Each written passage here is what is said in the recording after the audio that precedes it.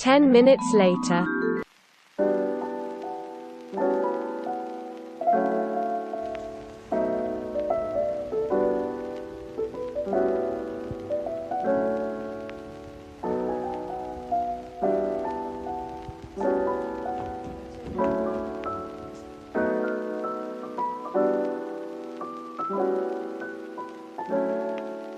Don't even let me start with the smell.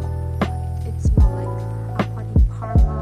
It smells like Tom Ford Tuscan leather. Love it. Oh,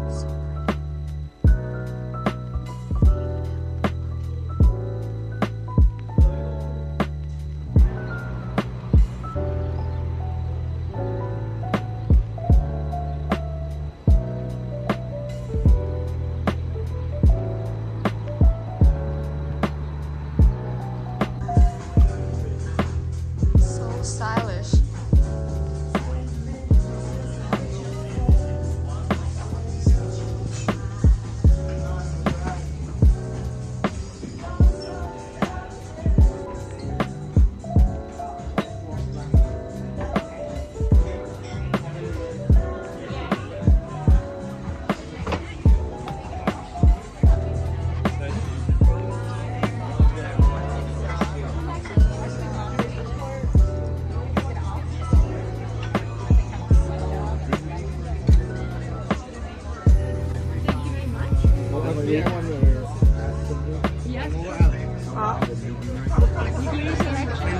Wasabi from yesterday, fresh from Japan, and I wanted to ask you if you would like to try a little bit of the fresh wasabi. So we start always with 5 grams. I have some sushi for you.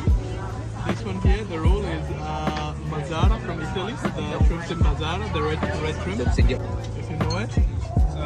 We've heard of it. Okay. This is a smoked millfish. The nigiri is hamachi nigiri, the kingfish from Denmark.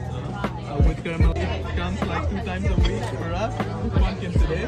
It's from Nagoya, Japan. Very, very fresh, yes. We grate them on the shark skin to make it smooth and the texture is very nice. Chị hỏi nhầm người rồi. Được, ok. Nào, Thụy Sĩ 2023 nào. Cheers. Chị đưa mà. Chị đồ chị.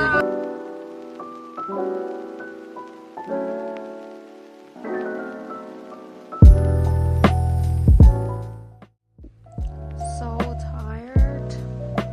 The whole day of like flying and just moving, transportation. Gonna take a real deep bath and call it a day. Zurich day 1. Peace. I mean, this view though, even at night, can't really see through the whole thing, but well, so stylish. Love it.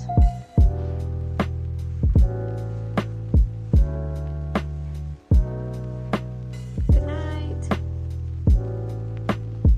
This is by far the most fancy remote I've ever seen in my life. Even the hotel logo though. Work!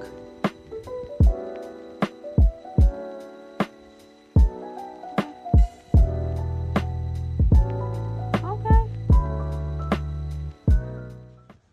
7:59 a.m.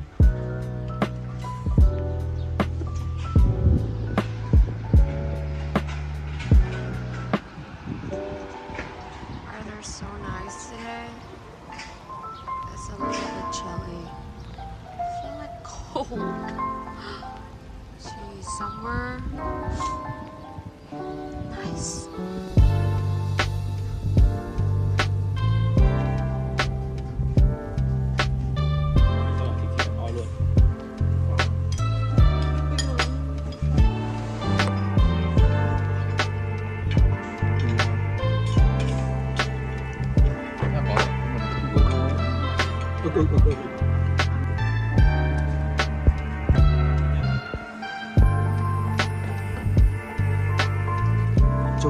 ngồi lưng cái thẳng cái lưng như trông tướng kém sang nhỉ. Rồi. Later.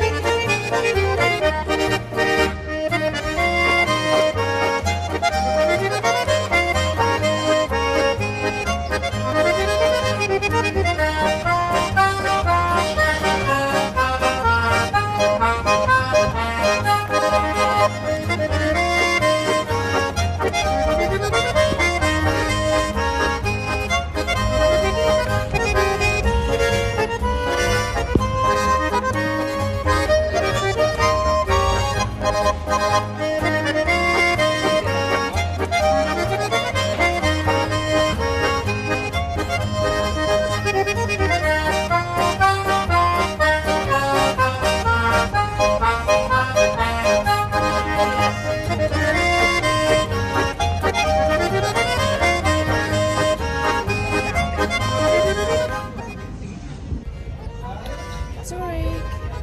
We're so lucky.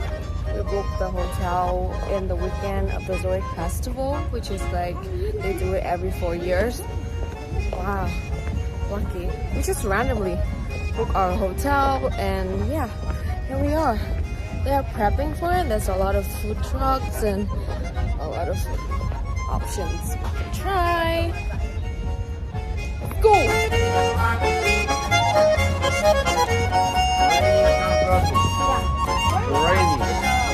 What? No, it's not good.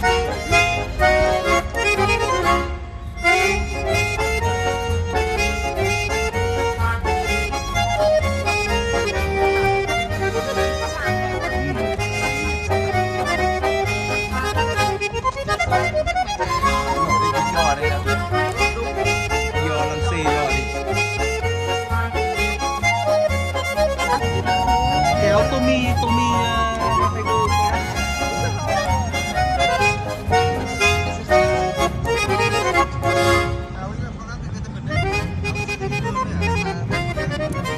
Mỹ mới có sao mà chạy cái ly mà kéo lên giá mới rồi. Anh mua ở Nhật.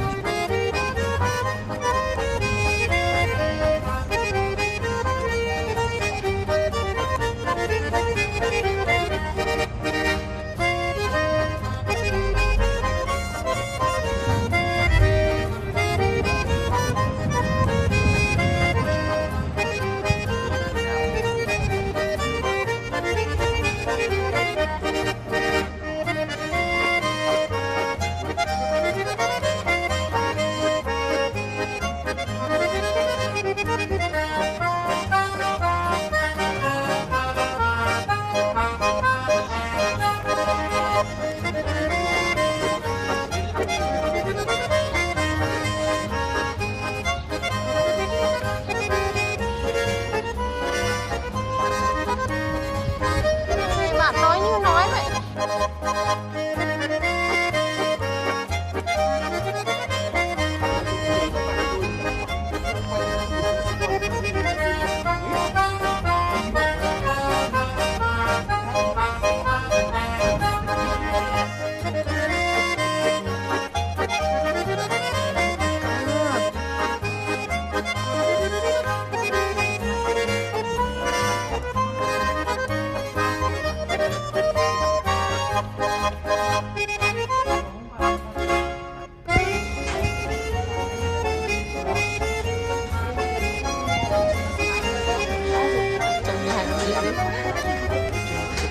Cheers.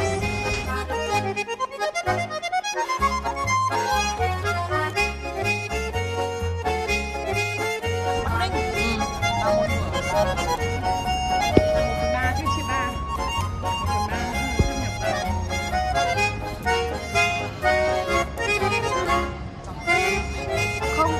tiền kiểu